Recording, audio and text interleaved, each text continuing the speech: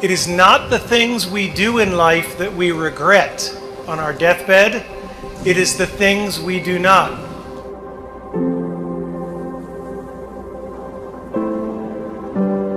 Because I assure you, I've done a lot of really stupid things, and none of them bother me. All the mistakes and all the dopey things and all the times I was embarrassed, they don't matter.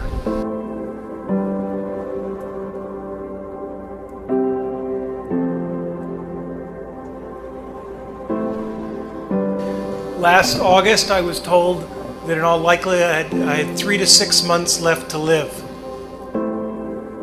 Somebody said to me, in light of those numbers, "Wow, so you're really beating the Grim Reaper." We don't beat the Reaper by living longer.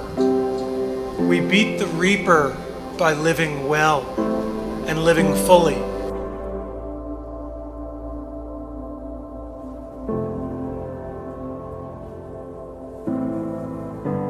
For the Reaper will come for all of us. The question is, what do we do between the time we're born and the time he shows up? Because when he shows up, it's too late to do all the things that you're always gonna kind of get around to.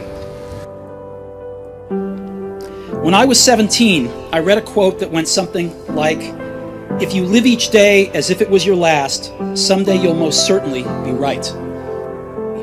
And since then, for the past 33 years, I've looked in the mirror every morning and asked myself, if today were the last day of my life, would I want to do what I am about to do today? Remembering that you are going to die is the best way I know to avoid the trap of thinking you have something to lose. You are already naked. There is no reason not to follow your heart. And you will need to find your passion. Many of you have already done it. Many of you will later. Many of you may take till your 30s or 40s. But don't give up on finding it, right? Because then all you're doing is waiting for the Reaper.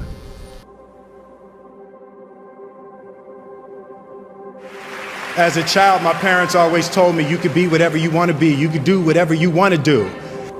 But I didn't totally believe it. Yet I went out in the world and I carried myself and I held my head high and I stood there and I looked people in their eyes and I talked to people as if I was deserving of everything that this planet has to offer. I really want to say to children out there and to people who are watching, Confucius said one time, he who says he can and he who says he can't are both usually right. And I want you to keep in your heart, just know that you can. Know that you can. And it is going to get hard and you're going to want to quit sometimes, but it'll be colored by who you are and more who you want to be. I definitely found that wanting to be an actor stems from wanting to be somebody. I said, I'm not losing. I'm still here, I'm fighting, I'm not losing. When you die, it does not mean that you lose to cancer. You beat cancer by how you live, why you live, and in the manner in which you live. Find your passion and follow it. You will not find that passion in things. And you will not find that passion in money. Because the more things and the more money you have, the more you will just look around and use that as the metric, and there will always be someone with more. I want the world to be better because I was here. If you are not making someone else's life better, then you're wasting your time. You know, like your life will become better by making other lives better.